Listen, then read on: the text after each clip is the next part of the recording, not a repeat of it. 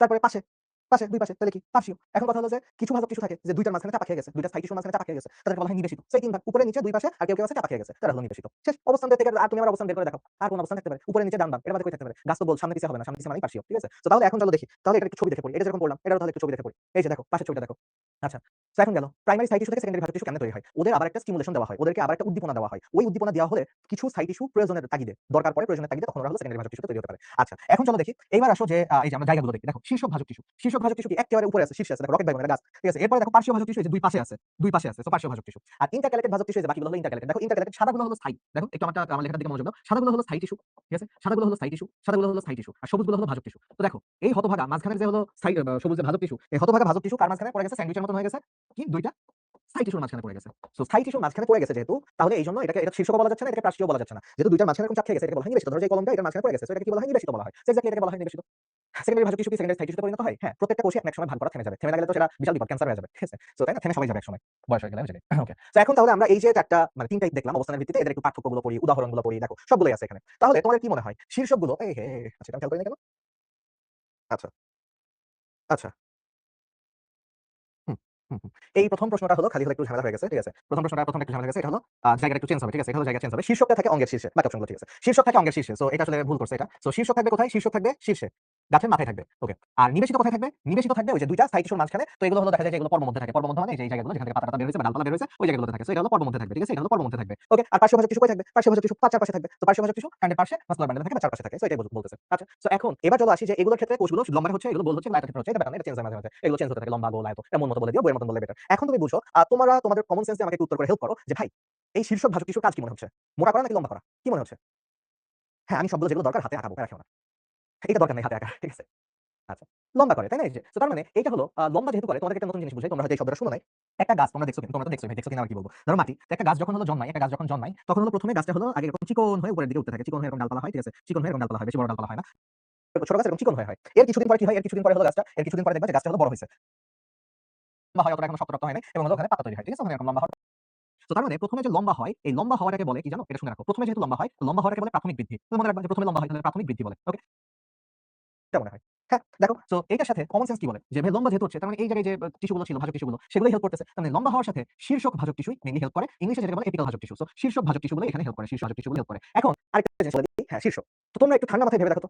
তোমরা একটু ঠান্ডা মাথায় ভেবে দেখো যে এইখানে যারা নিবেশিত ভাজক টিস্যু ছিল তারাও কিন্তু আসলে হেল্প করতেছে। কারণ ওরা ধরো এখান থেকে বা হচ্ছে নিবেশিত মানে কি যে ২ টার মাঝখানে আছে, সাইড টিস্যুর মাঝখানে আছে। এও যখন নিবেশিত গুলো যখন বড় হচ্ছে গাছটা কিন্তু আস্তে, আস্তে লম্বা হবে। নিবেশিত যখন বড় হবে গাছটা কিন্তু ওভারঅল লম্বা হবে। সো তার মানে খালি শীর্ষ ভাজক টিস্যু লজিকটা বুঝছো? যে যারা এখানে আছে এও যদি বড় হয় গাছটা তো লম্বা হচ্ছে। সো খালি শীর্ষক বললেও ভুল হবে। শীর্ষক এবং নিবেশিত ভাজক টিস্যুরাও কিন্তু যথেষ্ট ভূমিকা রাখে। সো শীর্ষক এবং নিবেশিত ভাজক টিস্যু ২টাই হলো আমাদের গাছের গৌণ বৃদ্ধিতে আসতেছি, দাঁড়াও। সো গৌণ বৃদ্ধি আমাদের তারপরে কি হয়? গাছ যখন মোটামুটি লম্বা হয়ে গেছে, গাছটা এরপরে মোটা হওয়ার দিকে ফোকাস করে। গাছটা এরকম ধরো যে এই যে লম্বা হয়ে গেছে, এরপরে গাছটা একটা মোটা হওয়ার দিকে ফোকাস করে। সো গাছটা হলো মোটা হয়, কাণ্ডগুলো শক্ত করে। সো মোটা হওয়ার দিকে ফোকাস করে। সো এই যে মোটা হলো, মোটা হওয়াকে আমরা বলতেছি প্রস্থে বৃদ্ধি পাচ্ছে, দৈর্ঘ্যে বৃদ্ধি না, প্রস্থে বৃদ্ধি পাচ্ছে। সো প্রস্থে বৃদ্ধি পেলে সেটাকে আমরা কি বলতেছি? প্রস্থে বৃদ্ধি পেলে সেটাকে আমরা বলতেছি যেহেতু পরে হচ্ছে, এটা পরে প্রাথমিকের পরে হচ্ছে। ইংলিশে বলে সেকেন্ডারি আর বাংলায় বলে গৌণ বৃদ্ধি। ঠিক আছে? এটাকে বলে গৌণ বৃদ্ধি। সো তাহলে প্রস্থে বৃদ্ধি পাওয়াটাকে, মোটা হওয়াটাকে বলে গৌণ বৃদ্ধি। আগে লম্বা হয় প্রাথমিক বৃদ্ধি, তারপর প্রস্থে বৃদ্ধি হয় গৌণ বৃদ্ধি। এখন খুবই স্বাভাবিকভাবে প্রশ্ন আসে যে ভাইয়া গৌণ বৃদ্ধিতে হেল্প করে কে? বলো তো গৌণ বৃদ্ধিতে হেল্প করে কে? বলো। না, একসাথে কোন গাছ মনোযোগ হারানো যাবে না।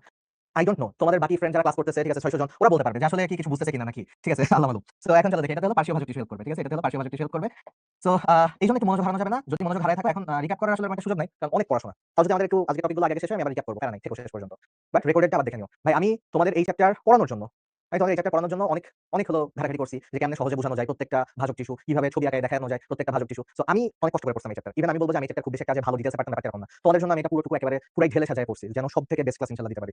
সো যাই হোক দেখা যাক কতটুকু কি দিতে পারি। সো তোমরা আমাকে একটু হেল্প করো, তোমরা একটু মনোযোগ দিও ভাই। আমি মানে ২ দিন দেখো কারণ এ আর এ লম্বা হতে হেল্প করে, প্রাথমিক বৃদ্ধির সাথে যুক্ত। আর এ কি করে? এ হলো পাশাপাশি যেহেতু তো গৌণ বৃদ্ধির সাথে যুক্ত। আচ্ছা, পরিস্ফুটন মানে কি? পরিস্ফুটন বলতে বুঝাইতেছে যে ওই ১ম যে একটু গাছ লম্বা হচ্ছে বা গাছের কুঁড়ি বের হচ্ছে। সো গাছের কুঁড়ি বের হয় কখন? কোথা থেকে? এক্কেবারে মাথা থেকে খালি কুঁড়ি বের হয়। ঠিক আছে? কখনো এখান থেকে কুঁড়ি বের হয় না বা কখনো পাশ থেকে কুঁড়ি বের হয় না। সো তার মানে পরিস্ফুটনের সাথে মনে রাখবা পরিস্ফুটন খালি মাথা দিয়ে হয়। পরিস্ফুটন খালি শীর্ষ থেকে হয়। সো এইজন্য পরিস্ফুটনে কখনোই মানে শীর্ষক বাদে আর কেউ অংশগ্রহণ করতে পারে না। যদি মনে হচ্ছে যে ভাই নিবেশিত দিয়ে দিব। না, নিবেশিত তো চাপ খেয়ে থাকে। ও কেমনে মুকুল তৈরি করবে? মুকুল তো খালি আগায় তৈরি হয়। তাই না? ডগায় তৈরি হয়। সো এটাও তৈরি করতে পারবে না, নয় এটা তো তৈরি করতে পারবেই না। ওকে? সো গেল। আর এই যে সহজ জিনিস এটা লম্বা বৃদ্ধি করতে হেল্প করে, দেখো একই কথা ঘুরে ফিরে আসে। এটা লম্বা বৃদ্ধি করতে হেল্প করে। আর এটা কি করে? এটা গৌণ বৃদ্ধি মানে কি? এটা মোটা করতে হেল্প করে। মোটা তো আর বলবো না, পরীক্ষার খাতায় মোটা বললে প্যারা হয়ে যাবে। ঠিক আছে? সো এইখানে হলো আমরা প্রস্থে বৃদ্ধি বলবো। আচ্ছা, এটা হলো কি আকারকৃতি ভুল দেবা? আচ্ছা, এটা মনে হয় গোলাকার হবে, এটা লম্বাকার হবে। সো এটা একটু চেঞ্জ করে নিও। ঠিক আছে? এটা একটু চেঞ্জ করে নিও। ওকে। সো এবার চলো আসি যে এক্সাম্পল কি? ঠিক আছে, এক্সাম্পল কি? এক্সাম্পল হলো দেখো ভাই যত জায়গা আছে সব জায়গার শীর্ষ তোমার মনে যা আছে মূল, কাণ্ড, শাখা, প্রশাখা সব কিছুর শীর্ষ বলে দিবা যে শীর্ষক থাকে। ভাই গৌণ বৃদ্ধি মানে সাইডে মোটা হওয়া। এই যে পরের স্লাইডে বুঝাইছি। সো যারা কিছু কনফিউশন আছে তোমরা আবার বইটা নিয়ে যখন বসবা অবশ্যই রেকর্ডেড ক্লাসটা সামনে রাখবা। ভাই একটা ভালো বড় ভাই হিসেবে রিকোয়েস্ট থাকলো। না রাখলে কষ্ট করার নেই। ওকে, সো তোমারই লস, আমার লস নেই। এখন কথা হলো যে ঘাস জাতীয় উদ্ভিদের পত্রমূল, পর্বমধ্যের গোড়া, ফুলের বোটা এইসব জায়গায় থাকে। সো মেইনলি এই যে দেখো নিবেশিত ছবিটা দেখলে বুঝবা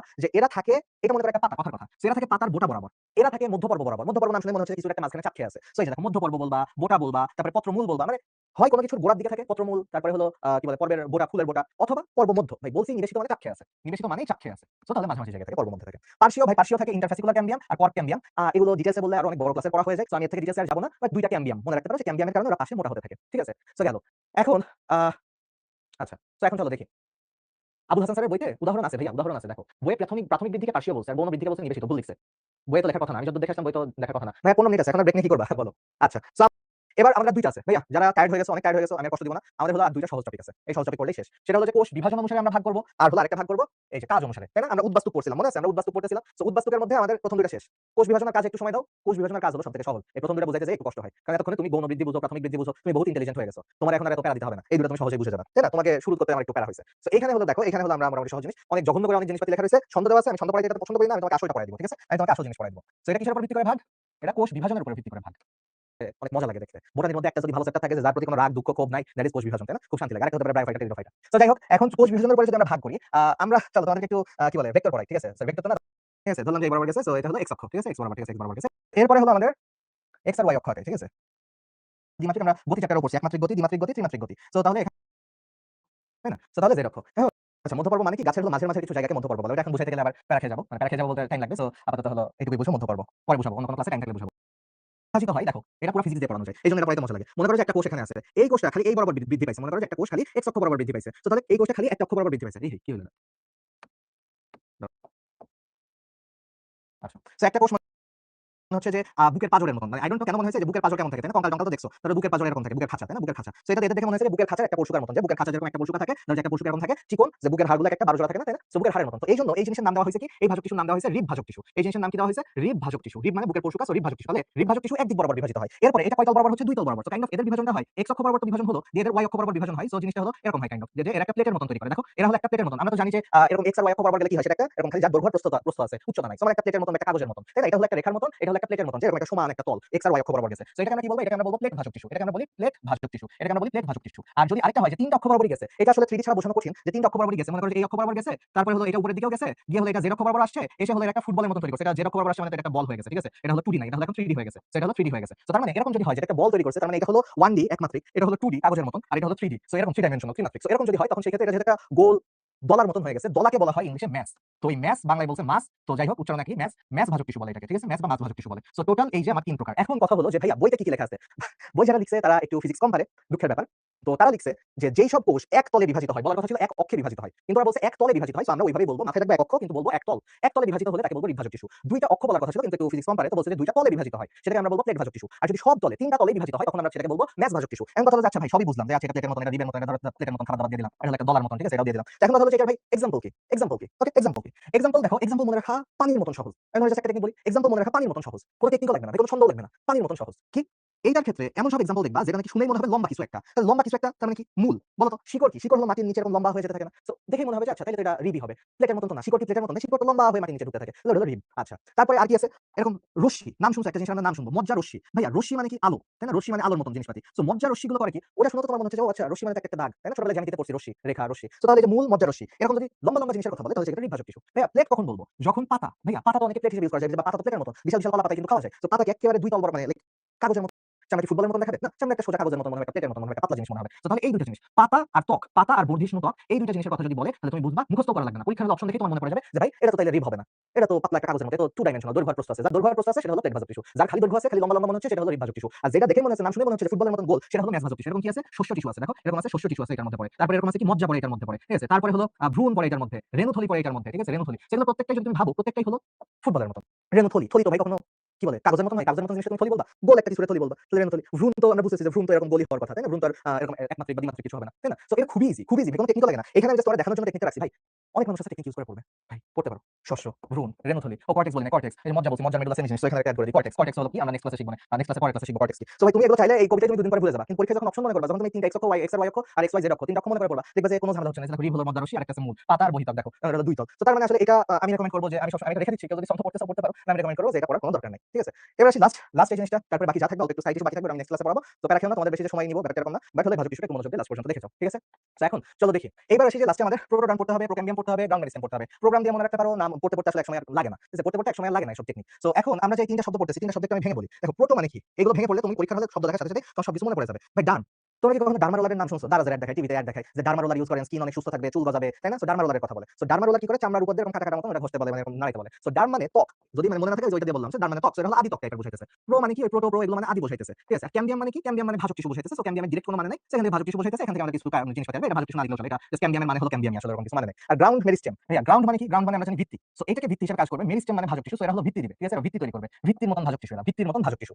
এখন কথা হলো যে ভাইয়া এগুলোর অনেক জঘন্য একটা ভাগ দেখাইছে, আমি তোমার সেই ভাগটা সহজ করে দেখাই দিই, ঠিক আছে। আমি একটা ছবি আঁকাবো, এই ছবি আঁকাইলে, এই ছবি তুমি লাস্ট মনোযোগ দিয়ে দেখো, আমাদের তো এই শেষ ভাগটা, এই ভাগ তোমার সারা জীবন পড়া লাগবে না, বই খুললে তোমার সব কিছু মনে পড়ে যাবে, ঠিক আছে। সো পরীক্ষার হলে প্রশ্ন দেখলে তোমার সব কিছু মনে পড়ে যাবে ইনশাআল্লাহ। সো এখন আমরা দেখবো যে ধরো একটা গাছ আঁকাইলাম, ঠিক আছে, একটা গাছ আঁকাইলাম, একটু পাতাটা দিয়ে দিই, আমাদেরকে দেখাবো যে এই বরাবর প্রস্থচ্ছেদ করলাম কেমন দেখায়, ঠিক আছে। সো এই বরাবর কাটলে অবশ্যই গাছটা গোল, সো উপর থেকে দেখতেছি মনে দেখতেছি এবং গোল দেখাবে, ওকে। সো গাছের গুড়ির ভিতরে আসলে আমি কি দেখতে পারবো, গাছের গুড়ির ভিতরে আমি দেখবো যে গাছের এই যে বাকল আছে, বাকল মানে যে ত্বকগুলো আছে, তাই না, ত্বকের কোষগুলো আমি একটু দিয়ে অনেক টাইপের জিনিসপাতি থাকে, কিছু গাছে হলো কি বলে রোম টোম থাকে একটু কুচু লম্বা লম্বা, সেগুলো আমরা পরের দিন পড়বো, আমাদের নেক্সট দিনে পড়া ওটা। সো তার মানে গাছের, এখন ভালো কথা, একটা গাছের ভিতর দিয়ে কি যেন যেতে হয়, পানি যেতে হয়, পানি যাওয়ার জন্য পানি যেতে হয় আর খাবার পরিবহন হতে হয়। সো তার মানে আমরা যদি এরকম পাইপের মতো নাকাই, নিচে থেকে হলো একটা জাইলেম উঠে, আবার হলো কি উপর থেকে একটা হলো ফ্লেম নামে, ঠিক আছে। সো ধরো যে জাইলেম আর ফ্লেম, জাইলেম থেকে একটু মাছ দিয়ে, ফ্লেম থেকে একটু সাইড দিয়ে, সো এরকম জাইলেম ফ্লেম থাকে, জাইলেম ফ্লেম থাকে, মনে করো ফ্লেম দুই সাইডে দিয়ে দিলাম, ঠিক আছে, ফ্লেম দুই সাইডে দিয়ে দিলাম। সো গাছের মধ্যে এরকম জাইলেম ফ্লেম থাকে, ঠিক আছে, জাইলেম ফ্লেম থাকে। সো আমি যদি কাটি তাহলে মাঝখানে জাইলেম ফ্লেম দেখতে পারবো না। সো তার মানে আমি যদি গাছে কাটি তাহলে আমি মাঝখানে এরকম জাইলেম গুলো দেখতে পারবো, মনে করো যে নীল কালার গুলো হলো জাইলেম, সো জাইলেম গুলো দেখতে পারবো, আর আমি গাছের এই যে চারপাশে দিয়ে ফ্লেম গুলো কথা দেখতে পারবো, ঠিক আছে, জাইলেম আর ফ্লেম দেখতে পারবো। এখন তার মানে জাইলেম গুলো পানি নিয়ে যায়, জল নিয়ে যায়, জাইলেম দিয়ে জল মনে রাখবো, আর ফ্লেম দিয়ে ফুড, সো ফ্লেম খাবার নিয়ে যায়। সো জাইলেম আর ফ্লেমকে যেন আমরা একসাথে কি বলতাম ছোটবেলায়, মনে আছে? জাইলেম আর ফ্লেমকে আমরা একসাথে কি বলতাম?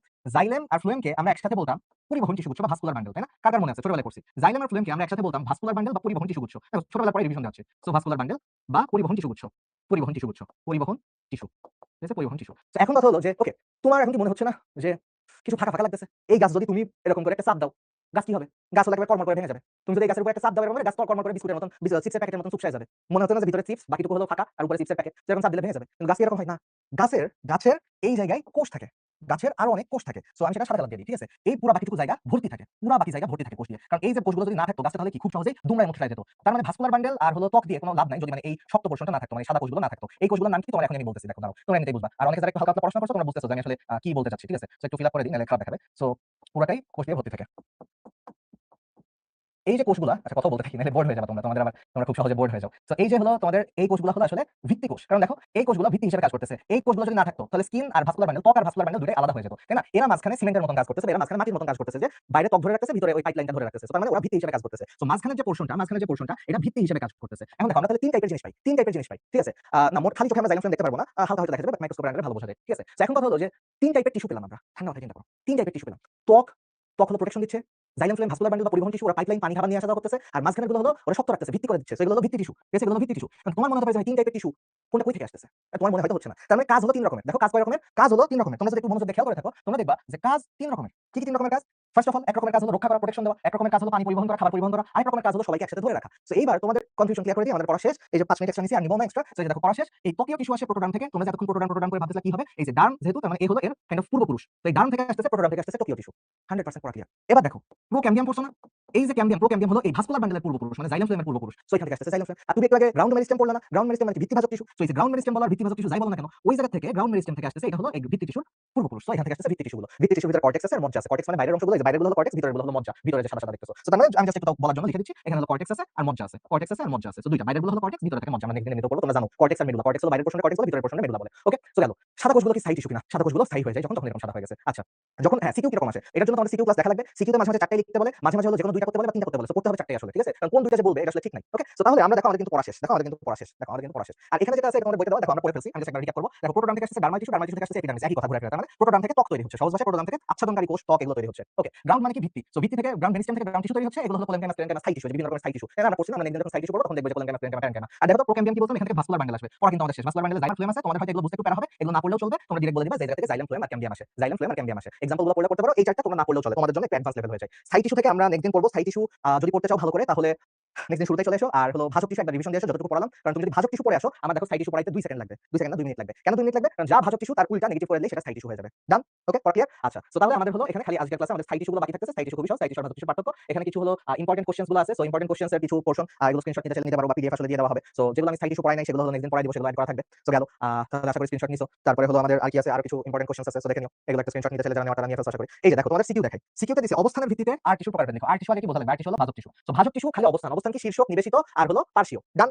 ডান। নির্দেশিত আর টিস্যুর কার্যকারিতা উদ্ভিদের বৃদ্ধি আর বিকাশে ভূমিকা রাখে। এবার তুমি বলো ভাজক টিস্যু কেমনে কোন লম্বা করতেছে, মোটা করতেছে, জাইলাম ফ্লোয়েম তৈরি করতেছে, বলো সব কিছু বলো। একের মনে মাধুরী মিশাই লিখো। সেটা হলো তোমাদের হোমওয়ার্ক। তো হোমওয়ার্ক তো করে জমা দাও না, দিও, ঠিক আছে? যারা হোমওয়ার্ক করে জমা দিবা দেখা যাবে যে তোমাদের পড়াটা হচ্ছে। এটার একটা স্ক্রিনশট নিয়ে নাও। ওকে? সব কিছু বলে দিছি। সো আশা করি তোমরা বুঝছো আজকের ক্লাসটা। আল্লাহ হাফেজ, টাটা।